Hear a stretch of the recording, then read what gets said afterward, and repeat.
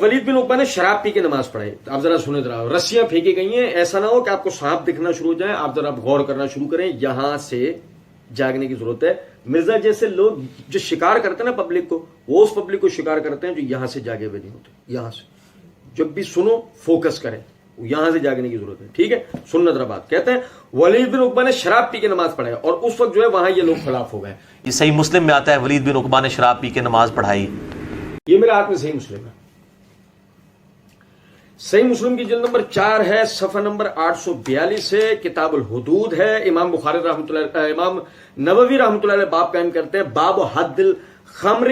اس کے تحت حدیث نمبر ہے 4343 کہ حسین بن منظر ابو ساسان بیان کرتے ہیں کہ میں سیدنا عثمان بن عفان کی خدمت میں گیا, اتنے میں ولید بن عقبہ کو لایا گیا. انہوں نے صبح کی نماز 2 رکعت پڑھائی, پھر کہا میں تمہارے لیے نماز زیادہ کرتا ہوں.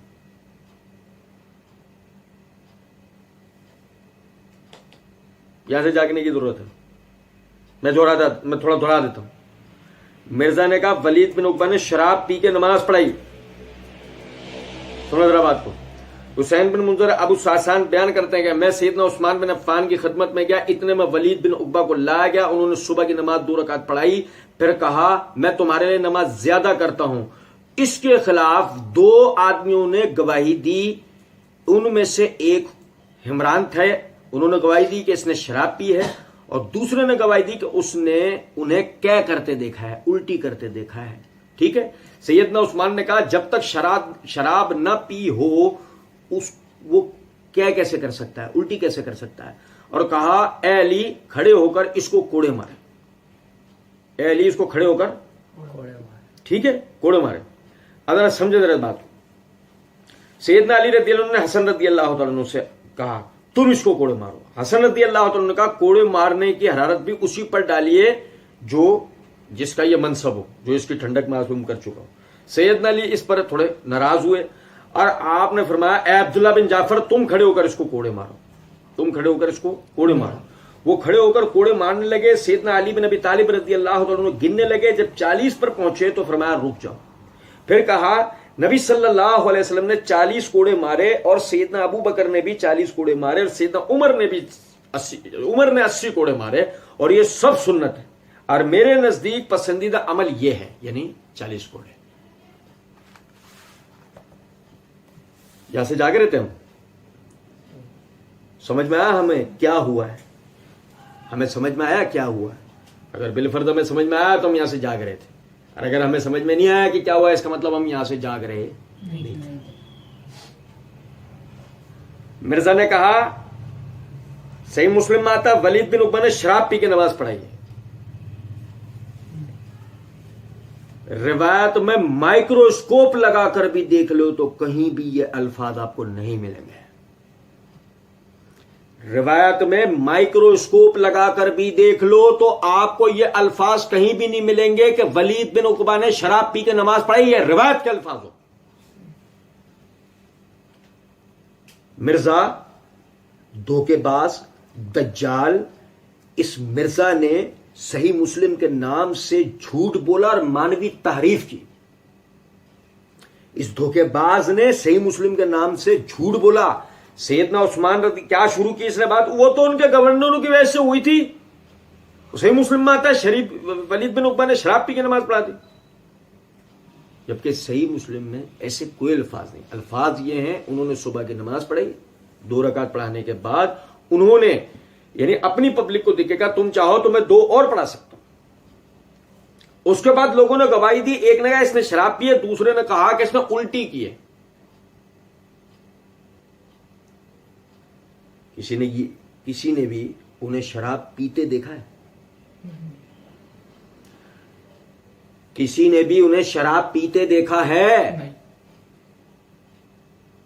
آپ یقین کریں میں انتہائی درد دل کے ساتھ, انتہائی خلوص نیت کے ساتھ مرزا کے سننے والوں سے عرض کر رہا ہوں, خدا را مرزا جو بولتا ہے ایک ایک بات کی تحقیق کرو. یہ آدمی ہر بات جھوٹ بولتا ہے. جو بولے گا اس میں ڈنڈی مارے گا, جو بولے گا اس میں دھوکہ دے گا. آپ کے سامنے ہی ہم ترتیب سے اس کے ایک ایک بات کا جواب پڑھ رہے ہیں. ہر بات میں جھوٹ بولتا ہے, ہر بات میں دھوکہ دیتا ہے, کوشش کرتا ہے کسی طرح صحابہ پہ الزام ڈالے. یہاں بحث ولید بن عقبہ کے صحابی ہونے کی نہیں, یہاں بحث عثمان رضی اللہ عنہ کا گورنر ہونے کی بھی نہیں. بحث اس بات سے ہے کہ کہتا ہے صحیح مسلم میں آتا ہے, صحیح مسلم میں آتا ہے. تاثر یہ دیتا پبلک کو میں صحیح روایت پڑھ رہا ہوں, لیکن صحیح مسلم کے نام سے لوگوں کو دھوکہ دیتا ہے. آپ اندازہ تو کرو ذرا. پھر دیکھیں ذرا, غور طلب نقطہ ہے, غور طلب نقطہ ہے. ٹھیک ہے, یہ دیکھیں,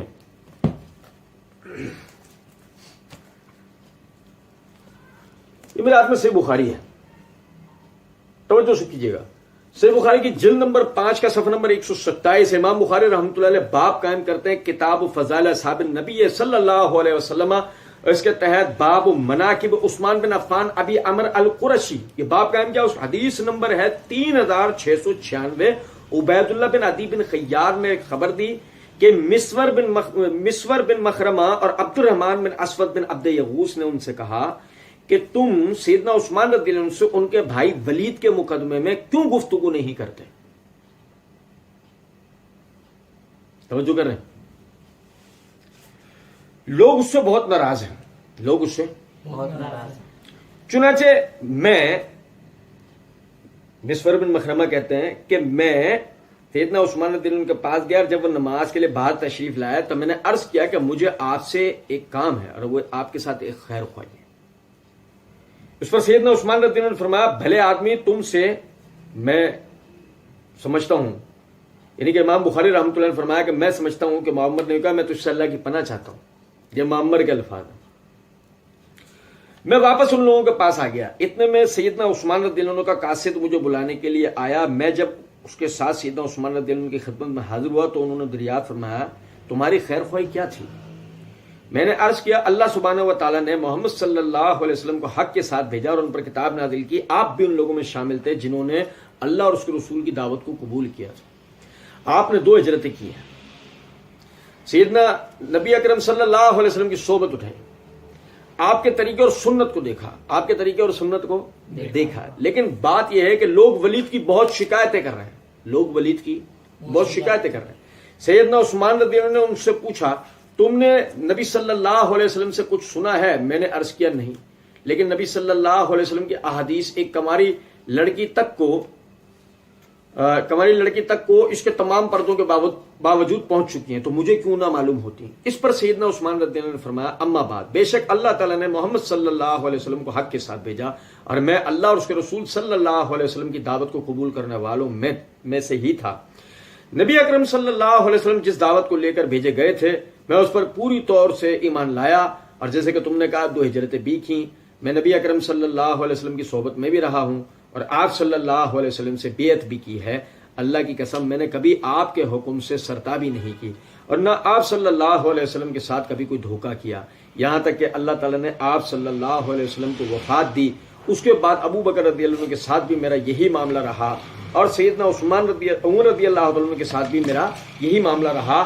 تو کیا جبکہ مجھے ان کا جانشین بنایا گیا ہے تو مجھے وہ حقوق حاصل نہیں ہوں گے جو انہیں تھے.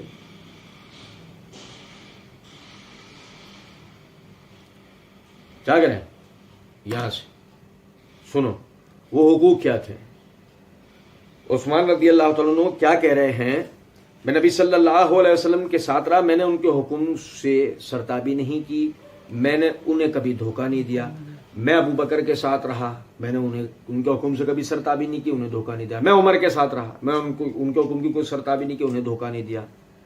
اب تم کیا سمجھتے ہو کہ مجھے جب ان حضرات کا جانشین بنا دیا گیا ہے تو مجھے مکافات عمل کے ساتھ ہی میرے ساتھ وہ سب کچھ نہیں ہوگا کہ لوگ مجھے دھوکہ نہیں دیں گے, لوگ مجھے دھوکہ نہیں, لوگ میرے حکم کی سرتابی, کیا میرے ساتھ ایسا نہیں ہوگا. سنو ذرا بات.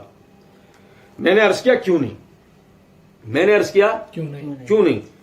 آپ رضی اللہ تعالیٰ نے فرمایا کہ پھر ان باتوں کے لیے کیا جواز رہ جاتا ہے جو تم لوگوں کی طرف سے مجھے پہنچتی رہتی ہے. پھر ان باتوں کا کیا جواز رہ جاتا ہے. باتیں کیا تھیں, باتیں کیا تھیں, باتیں تھیں ولید سے لوگ ناراض ہیں, ولید کی لوگ شکایات کر رہے ہیں. ولید سے لوگ، بھائی میرے توجہ یہ بات سنیں، ولید سے لوگ ناراض ہیں، ٹھیک ہے میرے بھائی، اور سنیں ذرا بات کو، ولید کی بہت شکایتیں کر رہے ہیں، ولید سے لوگ ناراض ہیں، کیوں؟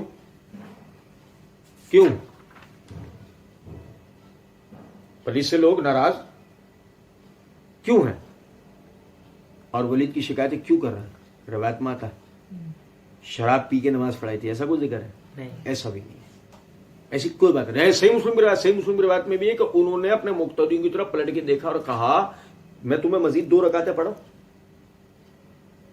وہ معاملہ کیا، کیوں، کیسے تھا، اس کی تفصیل میں کوئی نہیں جا رہا. آگے جو آدمی ان کے خلاف یہ کہہ رہے ہیں نا کہ جی انہوں نے شراب پی ہے، اب دیکھو کہ اسے صحیح مسلم کی روایت بنا دیا گیا، ان الفاظ کو ان کے خلاف ایک پکی گواہی سمجھ لیا گیا، اسی کو رویت سمجھ لیا گیا، اسی کو دیکھاوا سمجھ لیا گیا، کوئی تحقیق، کوئی اس کا پس منظر، کوئی بات کسی کو نہیں دیکھا گیا. میں آپ بھائیوں کو اللہ کی دی ہوئی توفیق سے بھی توجہ دلاتا ہوں. لیکن اس سے پہلے آپ دیکھیں سیدنا عثمان رضی اللہ عنہ نے کیا کہہ رہے ہیں کہ اس کے بعد پھر کیا جواز رہ جاتا ہے جو تم لوگوں کی طرف سے مجھے باتیں پہنچتی رہتی ہیں. اس کا مطلب سیدنا عثمان کے پاس اب تک گواہی نہیں پہنچی تھی، ثبوت نہیں پہنچا تھا کوئی. سننا ذرا بات کو. اس کے بعد آپ دیکھیں وہ کیا کہتے ہیں، لیکن تم نے جو ولید کے حالات کا ذکر کیا ہے انشاءاللہ ہم اس کی سزا جو واجبی ہے اس کو دیں گے. وہ حالات کیا تھے؟ اسے مسلم کی روایت میں جو آیا. پھر سیدنا عثمان نے سیدنا علی رضی اللہ عنہ کو بلوایا اور ان سے فرمایا کہ ولید کو حد لگائیں. چنانچہ انہوں نے ولید کو 80 کوڑوں کی حد لگائی. کون سی حد لگائی؟ 80 کوڑوں. صحیح بخاری کی روایت میں آتا ہے 80 کوڑوں کی حد لگائی، اور صحیح مسلم کی روایت میں آتا ہے 40 کوڑوں کی حد لگائی. ٹھیک ہے، یہ ہمارا 22واں سوال ہے مرزا جی کے مقلدین کے ساتھ. صحیح بخاری کی روایت میں آتا ہے 80 کوڑوں کی روایت حد لگائی، اور صحیح مسلم کی روایت میں آتا ہے 40 کوڑوں کی حد لگائی. مرزا جی اور مرزا جی کے مقلدین مرزا جی سے اس کو حل کروا کے دے دیں ہمیں کہ اصل میں حد کتنے کی لگائی تھی. ٹھیک ہے، اچھا جی. اس کے بعد یہ ذرا سمجھے گا، میں آپ کے سامنے ایک تفصیل رکھ دوں. یہ میرے ہاتھ میں تاریخ تبری ہے. تاریخ تبری کی یہ جلد نمبر 3 ہے. جلد نمبر 3 کا صفحہ نمبر 329 ہے. 329 میں یہ آتا ہے کہ سیدنا عمر رضی اللہ عنہ نے ولید بن عقبہ کو جزیرہ کے عربوں کا حاکم مقرر کیا. وہ وہاں جا کر بنو تغلب کی بستی میں مقیم ہوئے. ابو زبید شاعر بھی دور جاہلیت اور اسلامی دور میں بنو تغلب کے ہاں اقامت پذیر رہا. مسلمان ہونے تک وہ اسی قبیلے کے لوگوں میں رہتا رہا، کیونکہ قبیلہ تغلب اس کی ننہال تھی، یعنی نانی والوں کا طرف سے تھے. اسی قبیلے نے اسے قرض خواہی میں بہت تنگ کیا، تو ولید بن عقبہ نے اس کا حق ادا کیا، جس کا ابو زبید نے بہت شکریہ ادا کیا، اور وہ ولید کے پاس ہی رہنے لگا اور مدینہ بھی اس کے ساتھ گیا. جب ولید بن عقبہ کوفے کے حاکم مقرر ہوئے تو وہاں بھی اس نے ان کے پاس اسی طرح آمد و رفت رکھی جس طرح مدینہ اور جزیرہ میں اس کی آمد و رفت تھی. آخر کار وہ کوفے کے مہمان خانے میں رہنے لگا. اس سے پہلے وہ آ کر لوٹ جایا کرتا تھا. ابو زبید عیسائی تھا، تاہم ولید بن عقبہ کی صحبت اور ترغیب سے وہ ولید کے آخری دور حکومت میں مسلمان ہو گیا اور ایک اچھا مسلمان ثابت ہوا. وہ عرب تھا اور نہایت عمدہ شاعر تھا، اس لیے ولید نے اسے اپنے گھر ٹھہرا لیا. دوسری طرف ابو زینب، ابو موا اور جندب اس کے کینہ ور دشمن ہو گئے. یہ تینوں کوفی ہیں. ابو زینب، ابو موا اور جندب اس کے کینہ ور دشمن ہو گئے تھے، کیونکہ ان کے فرزند قتل کر دیے گئے تھے. انہوں نے ولید بن عقبہ کے خلاف جاسوس اور مخبر لگا رکھے تھے. چنانچہ ایک دن ایک شخص ان کے پاس پہنچا اور کہنے لگا کیا آپ لوگ ولید کو دیکھیں گے؟ وہ ابو زبید کے ساتھ شراب پی رہا ہے. میں یہاں عرض کروں گا کہ یہاں سے جاگنے کی ضرورت ہے. ٹھیک ہے، توجہ کیجیے گا.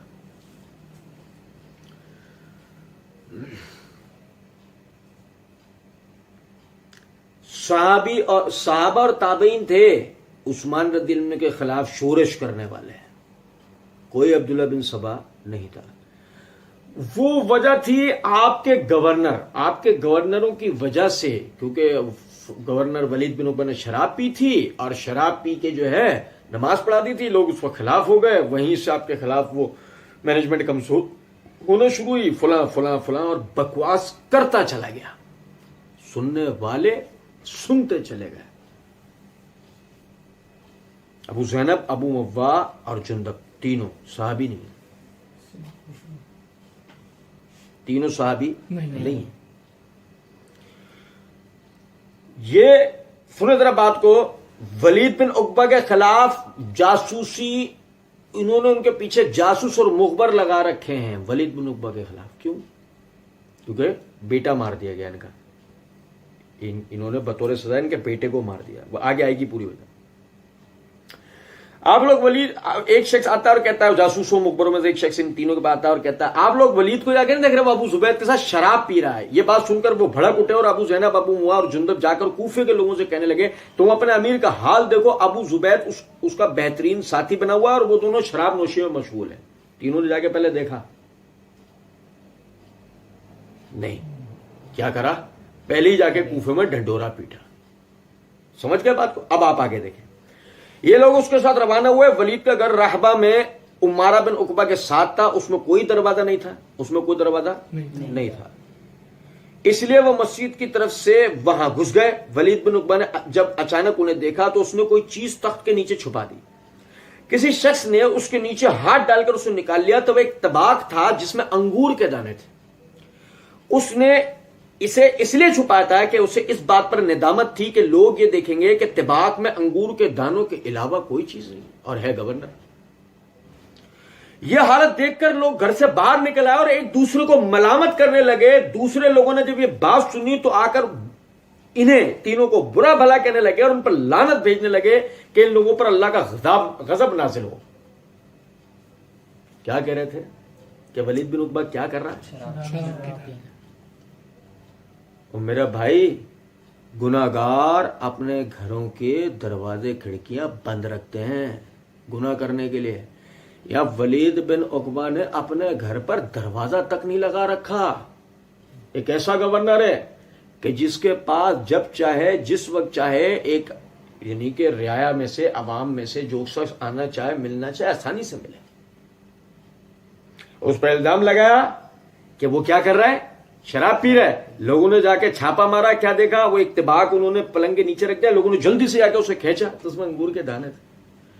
وہ لوگ جو ان تینوں کی, ابو زنیب, ابو موا اور جندب کی سن کر آئے تھے اور اس پروپیگنڈے کا شکار ہو کر آئے تھے, اب ایک دوسرے کو ملامت کرتے ہوئے جا رہے ہیں. ٹھیک ہے, اور پھر دیکھو ذرا بات. اس کے بعد لوگ اس معاملے پر بحث مباحثہ کرتے رہے. ولید کو اس بحث کی خبر ہو گئی تھی مگر اس نے اس بات کو پوشیدہ رکھا اور سیدنا عثمان رضی اللہ عنہ کو اس کی اطلاع نہیں دی. کیوں؟ کہ سیدنا عثمان رضی اللہ عنہ ایسا نہ ہو کہ اسے انہیں معزول کر دیں, کہ پروپیگنڈے کو ہوا نہ ملے. بلکہ لوگوں کی اس گفتگو میں مداخلت بھی نہیں کی اور اس بات کو پسند نہیں کیا کہ وہ لوگوں کے درمیان فتنہ و فساد برپا کرے. اس لیے وہ خاموشی کے ساتھ ان باتوں پر عمل کرتے رہے. اچھا, یعنی کہ امام شابی رحمۃ اللہ علیہ کہتے ہیں کہ محمد بن عمر بن ولید یعنی ابن عقبہ کے پاس وہ بیٹھے ہوئے تھے جو محمد بن عبد الملک کے جانشین تھے. محمد نے مسلمہ کی جنگ کا تذکرہ کیا تو وہ کہنے لگے کہ اس کا ولید بن عقبہ کی جنگوں اور اس کے دور حکمرانی سے کوئی مقابلہ نہیں ہے. جب وہ جہاد کے لیے روانہ ہوتے تھے تو وہ دور دراز کے مقامات تک پہنچ جاتے تھے. وہ کسی چیز میں کوتاہی نہیں کرتے تھے, نہ کوئی ان کے مقابلے پر آتا تھا. ان کا یہ طریقہ اس وقت تک جاری رہا جب تک وہ معزول ہوئے. اس زمانے میں باب کے علاقے میں عبد الرحمن بن ربیعہ بابلی تھے. اچھا, آپ سمجھے ذرا اس بات کو نا کہ امام شابی نے ولید بن عقبہ کے جنگی کارناموں کا بھی ذکر کر دیا اور ساتھ میں یہ بھی ذکر کر دیا کہ اس جنگی کارناموں میں وہ جہاد کرتے کرتے دور دراز کے مقامات تک پہنچ جاتے تھے اور کسی قسم کی کوئی کوتاہی نہیں کرتے تھے اور نہیں ان کے مقابلے پہ کوئی ٹھہر سکتا تھا. یعنی ولید بن عقبہ اتنا زبردست گورنر تھا. اس کے بعد آگے دیکھیں, عمر بن عبداللہ بیان کرتے ہیں کہ جندب اور اس کے ساتھی حضرت عبداللہ بن مسعود رضی اللہ عنہ کے پاس پہنچ کر کہنے لگا ولید بن عقبہ شراب نوشی میں مشغول تھا. انہوں نے اس خبر کو اس قدر پھیلایا کہ زبان زد عام ہو گئی. اس پر سیدنا عبداللہ بن مسعود نے فرمایا جو ہم سے کوئی عیب پوشیدہ رکھے تو ہم اس کی ٹو نہیں لگائیں گے اور اس کی پردہ دری بھی نہیں کریں گے. سمجھ رہے ہیں بات کو؟ یہ بات ثابت ہو چکی ہے کہ ان تینوں نے اس کو شراب پیتے نہیں دیکھا بلکہ جب موقع پہ پہنچے تو وہاں طباق کے اندر انگور کے دانے تھے, کوئی شراب کوئی چیز نہیں تھی. تینوں نے جاننے کے باوجود بھی اس خبر کو بہت پھیلایا, یہاں تک کہ زبانیں زدام ہو گئی. عبداللہ ابن مسعود رضی اللہ عنہ تک اس پروپیگنڈے کا شکار ہوئے.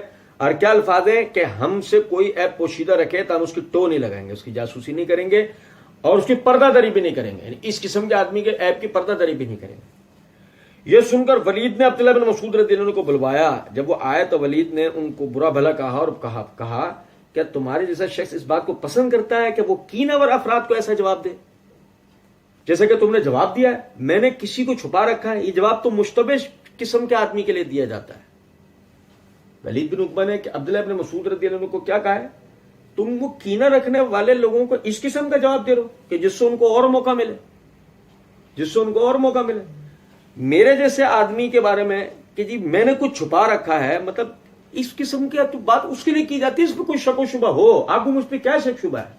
ٹھیک ہے, دونوں کے اس معاملے میں سخت آپس میں ایک دوسری بات ہوئی. بہرحال چلے گا اپنے اپنے گھروں پہ. بہرحال ولید بن عقبہ کے پاس ایک جادوگر کو لایا گیا. تو وہ فتنے کی دوسری سٹیج سنو ذرا بات کو. ولید بن عقبہ کے پاس ایک جادوگر کو لایا گیا تو انہوں نے حضرت عبداللہ بن مسعود رضی اللہ عنہ کے پاس ایک آدمی کو بھیجا تاکہ وہ ان سے جادوگر کے خلاف حد شرعی معلوم کرے, شرعی سزا معلوم کرے. حضرت عبداللہ بن مسعود رضی اللہ عنہ نے فرمایا تمہیں کس نے بتایا کہ یہ جادوگر ہے؟ بھئی یہ قاضی کی ذمہ داری ہے نا کہ جرم کی تفتیش کرے, ایسا نہیں بے گناہ مار دیا جائے. تمہیں کس نے بتایا کہ یہ جادوگر ہے؟ ولید نے کہا یہ لوگ کہتے ہیں کہ وہ لوگ کہتے ہیں جو اسے لے کر آئے, ان کا بیان ہے کہ وہ جادوگر ہے. حضرت عبداللہ بن مسعود رضی اللہ عنہ نے پوچھا تم لوگوں کو کیسے معلوم ہے کہ وہ جادوگر ہے؟ لانے والوں کا تمہیں کیسے معلوم ہے جادوگر؟ وہ بولے خود اس کا اقرار کرتا ہے. آپ نے اس سے پوچھا کیا تم جادوگر ہو؟ عبداللہ بن مسعود رضی اللہ عنہ نے جادوگر سے پوچھا کیا تم جادوگر ہو؟ وہ بولا جی ہاں. آپ نے فرمایا تم جانتے ہو کہ جادو کیا ہے؟ وہ بولا کہ ہاں. یہ کہہ کر وہ ایک گدھے کی طرف بڑھا اور اس کی دم کی طرف سے سوار ہونے لگا اور لوگوں کو دکھانے لگا کہ وہ اس کے منہ سے اور اس کے سر میں سے نکل کے باہر آ رہا ہے. یعنی لوگوں کا وہی جو میں مرزا جی کے لیے کہتا ہوں کہ پھینکتے سانپ پہ دکھاتے رسیاں, تب وہ مرزا جی کے خاندان سے وہ ہوگا, وہاں پہنچ گیا ہوگا. تو وہ دم والے حصے سے جا کے سر والے سے نکل. ٹھیک ہے, تو حضرت عبداللہ بن مسعود رضی اللہ عنہ نے یہ دیکھ کر فرمایا تم اسے قتل کر دو. اس کے بعد ولید چلے گئے. لوگوں نے مسجد میں اعلان کرایا کہ ایک شخص ولید کے پاس جادو کے کھیل دکھا رہا ہے. اس طرح لوگ وہاں پہنچے اور جندب بھی اس موقع کو غنیمت جان کر وہاں پہنچا اور کہنے لگا وہ کہاں ہے تاکہ میں اسے دیکھوں. آخرکار حضرت عبداللہ بن مسعود اور ولید بن عقبہ کا اس بات پر اتفاق ہو گیا کہ اس جادوگر کو قید میں رکھا جائے تاکہ وہ سیدنا عثمان کو اس کے بارے میں لکھ سکیں اور اس کی سزا معلوم کر سکیں. سیدنا عثمان نے لکھا کہ اس سے حلف اٹھایا جائے. آخرکار انہوں نے اسے تعزیر دے کر چھوڑ دیا, یعنی حد نہیں لگائی, کوڑوں کی سزا دے کر چھوڑ دیا. اور لوگوں کو ہدایت کی گئی کہ وہ اپنے خیالات کے مطابق خود عمل نہ کریں اور حاکم کے حکم کے بغیر خود حدود شرعیہ قائم نہ کریں, کیونکہ خطا کار کو قید کرنے اور اسے تعدیب کا حق حاکم کو ہے, عوام کو نہیں. ٹھیک ہے, جندب کے ساتھی اسے ورگلاتے رہے. آخرکار وہ مدینہ پہنچ گئے. ان میں ابو خشنہ غفاری, جسامہ بن صاحب بن جسامہ اور جندب شامل تھے. انہوں نے سیدنا عثمان سے ولید کو معزول کرنے کی درخواست کی. سیدنا عثمان نے فرمایا تم بدگمانی پر عمل کرتے ہو اور مسلمانوں میں غلط باتیں پھیلاتے ہو اور اجازت کے بغیر آ جاتے ہو, تم واپس چلے جاؤ. سیدنا عثمان رضی اللہ عنہ نے واپس بھیج دیا. اب تک آپ دیکھیں ولید بن عقبہ شراب پیتا ہوا پایا گیا ہے, یہ تینوں پروپیگنڈا کر رہے ہیں. ٹھیک ہے بھائی جان. اس کے بعد آپ دیکھیں جب وہ کوفے واپس آئے تو تمام مخالفین ان کے پاس پہنچے. انہوں نے ایک سازش تیار کی اور اس کے مطابق عمل کیا. ولید کے ہاں کوئی گارڈ نہیں تھا, کوئی دربان نہیں تھا اور نہ کوئی حجاب حائل تھا. ٹھیک ہے, اس لیے ولید بن عقبہ کو نیند میں غافل پا کر ابو زنیب ازدی اور ابو موا اسدی ان کے گھر میں گھس گئے اور ان کی انگوٹھی اتار لی. ولید بن عقبہ کی انگوٹھی اتار لی. پھر وہ سیدنا عثمان رضی اللہ عنہ کے پاس پہنچے اور ان دونوں نے ولید بن عقبہ کے خلاف شہادت دی اور ان کے ساتھ ان کے مددگار ملازمین, ان کے غلام بھی تھے.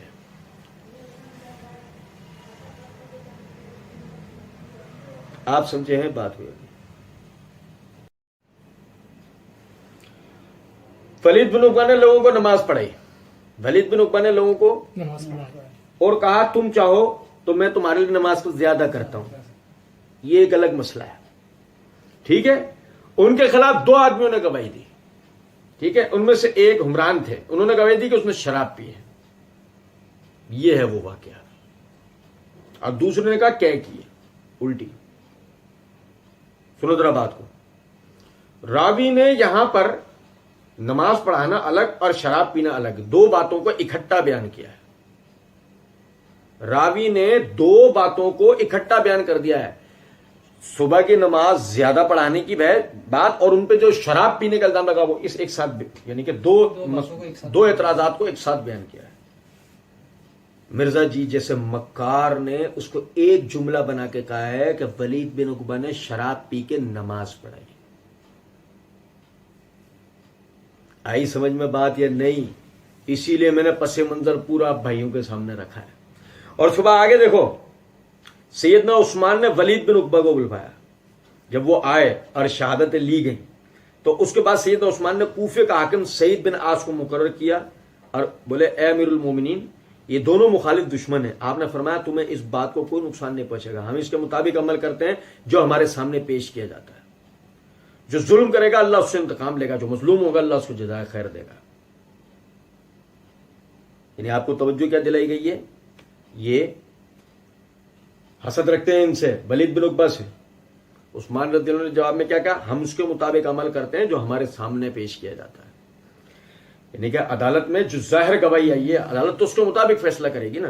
جو ظلم کرے گا، جس نے اپنے آپ کو بچا لیا ہے، جو ظلم کرے گا اس کا بھی انتقام اللہ لے گا، اس کا بھی انتقام اللہ لے گا. جو مظلوم ہوگا اللہ اس کو جزائے خیر دے گا. ٹھیک ہے، اب آپ سمجھیں ذرا اس بات کو. آپ نے مزید فرمایا ہم حدود شریعہ کو قائم کریں گے، جھوٹے گواہ کا ٹھکانہ جہنم ہے. اے میرے بھائی تم صبر کرو. ولید بن عقبہ کو کہا ہے میرے بھائی تم صبر کرو. اس کے بعد انہوں نے سعید بن عاص کو حکم دیا، انہوں نے ولید بن عقبہ کو کوڑے مارے. آپ سمجھے ذرا اس بات کو. میرے بھائی اگر عثمان رضی اللہ عنہ اس بات کو حقیقت میں جانتے ہیں ولید بن عقبہ نے شراب پی ہے، ابھی کہتے ہیں میرے بھائی صبر کر، کیونکہ آپ یہ بات جانتے تھے کہ ولید بن عقبہ کو اس جھوٹے الزام میں پھنسایا گیا ہے. اس جھوٹے الزام میں کوفیوں نے آپ کو پھنسایا. اور سنو ذرا بات کو، کوئی کہے کہ تاریخ تبری سے پڑھ رہے ہو، کہاں سے پڑھ رہے ہو؟ اور سنو ذرا بات کو سنو نا. مرزا جی نے اپنی اسی ویڈیو کے اندر کہا بھائی جان سنو ذرا کہ تبری کھولے نا، جو پہلا مفسر بھی ہے مورخ بھی ہے، بڑے مورخین میں سے امام تبری، اسی لیے میں نے پہلے تبری سے پڑھا ہے. ٹھیک ہے میرے بھائی، سمجھے ذرا اس بات کو. اور اس کے بعد دیکھیں، یہ میرا دوسرا نام جو مرزا جی نے لیا ہے ابن کثیر. دوسرا نام کیا لیا، کیا کھولنی ہے دوسرے نمبر پہ؟ ابن کثیر. تو ہم نے تاریخ ابن کثیر، حافظ ابن کثیر رحمۃ اللہ کھولی. اس کی یہ جلد نمبر 7 ہے، صفحہ نمبر 308 ہے. حافظ ابن کثیر رحمۃ اللہ علیہ فرماتے ہیں اس سال سیدنا عثمان بن عفان نے ولید بن عقبہ کو کوفے سے معزول کر دیا اور سعید بن عاص کو وہاں کا گورنر مقرر کیا.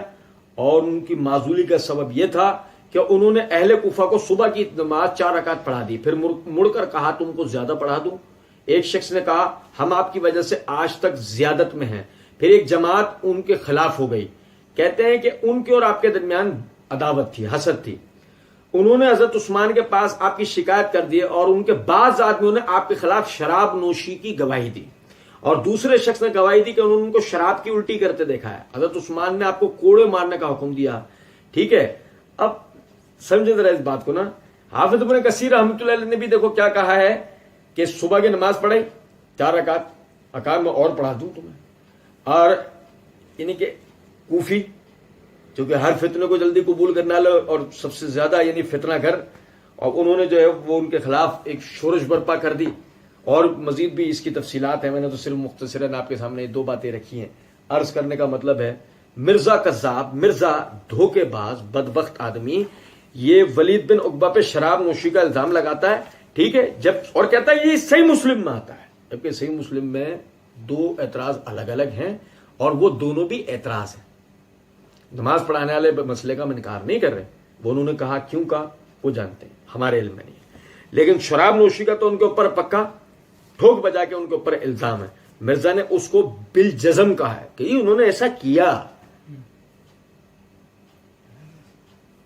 جبکہ آپ سمجھے ذرا بات کو، مرزا جی نے اپنی اسی ویڈیو کے اندر یہ بات کہی ہے، لیکن آج میں جو ذہنی طور پر ہے نا، مکمل طور پر زبان کی اس اعتبار سے بھی احتیاط کر رہا ہوں کہ میں جو بات کہہ رہا ہوں وہ انہی الفاظ کے ساتھ ہوگی.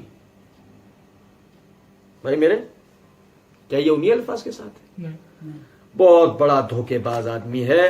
اس کو سننے والوں کو میں یہی عرض کروں گا، بھائی مہربانی کریں، اس آدمی کے اوپر مہربانی کریں. آپ دیکھیں صحیح، یعنی کہ بخاری مسلم کے راوی بیان کرنے والے حضرات، انہی کو دیکھ لیں. عبید اللہ بن عدی بن الخیار، عبید اللہ بن عدی بن الخیار، ان کے بارے میں ایک آپ کو میں چھوٹی سی چیز بتاتا ہوں. یہ تہذیب التہذیب میرے ہاتھ میں، جو کہہ رہے تھے نا کہ میں عثمان رضی اللہ عنہ آپ کے پاس حاضر ہوا ہوں، آپ کی خیر خواہی کا مشورہ لے. سمجھے ذرا بات کو. جلد نمبر 5 کا یہ تہذیب التہذیب ہے، جلد نمبر 5 ہے، صفحہ نمبر 397 ہے. ابن سعد رحمۃ اللہ علیہ کہتے ہیں کہ یہ اہل مدینہ کے تابعین میں سے ہیں. یہ اہل مدینہ کے تابعین میں سے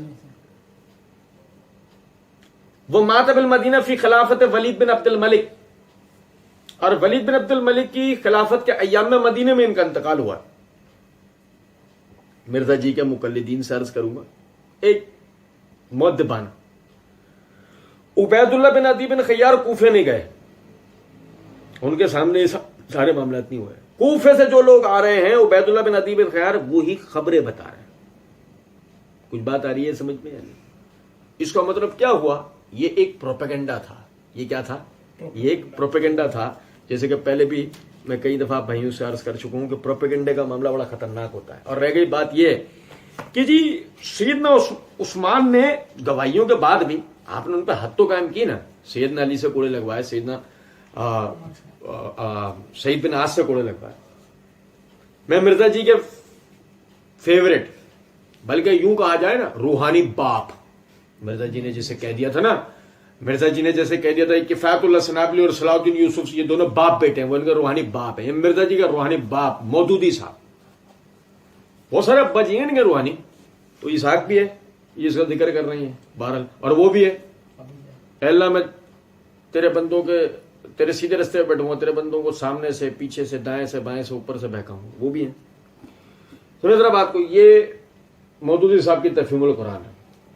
اس کی جلد نمبر 5 کا صفحہ نمبر 87، اس کے اوپر مودودی صاحب سورہ حجرات کی آیت نمبر 12 کی وضاحت دیتے ہوئے فرماتے ہیں، جو شہادتیں حاکم عدالت کے سامنے پیش ہوں ان کو جانچ کر وہ غالب گمان کی بنا پر فیصلہ کرے، کیونکہ معاملے کی حقیقت کا براہ راست علم اس کو نہیں ہو سکتا، اور شہادتوں کی بنیاد پر جو رائے قائم ہوتی ہے وہ زیادہ تر یقین پر نہیں بلکہ ظن غالب پر مبنی ہوتی ہے. اس طرح بکثرت معاملات میں جہاں کوئی نہ کوئی فیصلہ کرنا ضروری ہوتا ہے اور حقیقت کا علم حاصل ہونا ممکن نہیں ہوتا، انسان کے لیے گمان کی بنیاد پر ایک رائے قائم کرنے کے سوا کوئی چارہ نہیں ہوتا. یعنی اس کا مطلب ولید بن عقبہ کو پھنسایا گیا، عثمان رضی اللہ تعالیٰ عنہ کے سامنے وہ کیس لایا گیا، گواہان کو کھڑا کیا گیا، گواہان نے گواہی دی، گواہان سے معاشرے میں معروف طور پہ جھوٹ بولنا ثابت نہیں ہے. یہی وجہ ہے کہ عثمان رضی اللہ عنہ کے پاس اب کوئی اور معاملہ نہیں رہا سوائے اس کے کہ جو عدالتی کارروائی ہے وہ اس کو بروئے کار لائیں، اور ان شہادتوں کی روشنی میں، جیسے کہ مودودی صاحب نے بھی کہا، معاملے کی حقیقت کا براہ راست علم تو ہو نہیں سکتا گواہ، کیونکہ دیکھا اصل میں تو وہ جو گواہی دے رہے ہیں وہ کہہ رہے ہیں ہم نے دیکھا ہے، جج نے تھوڑی دیکھا ہے، قاضی نے تھوڑی دیکھا ہے. بکثرت معاملات ایسے ہوتے ہیں کہ شہادتوں کی بنیاد پر رائے قائم ہوتی ہے. ٹھیک ہے نا؟ اب سمجھے ذرا اس بات کو. غالب گمان کی بنیاد پر عثمان رضی اللہ عنہ نے ان پر حد جاری کرنے کا فیصلہ کیا، اور بقول امام طبری، تاریخ طبری جو ہم نے پڑھا، اے میرے بھائی صبر کر، اے میرے بھائی اگر ولید بن عقبہ حقیقت میں ان پہ شراب پینا عثمان رضی اللہ عنہ کے سامنے ثابت ہو جاتا ہے تو کیا عثمان رضی اللہ عنہ ان کے لیے اس طرح کی بات کرتے؟ آپ سمجھو ذرا اس بات.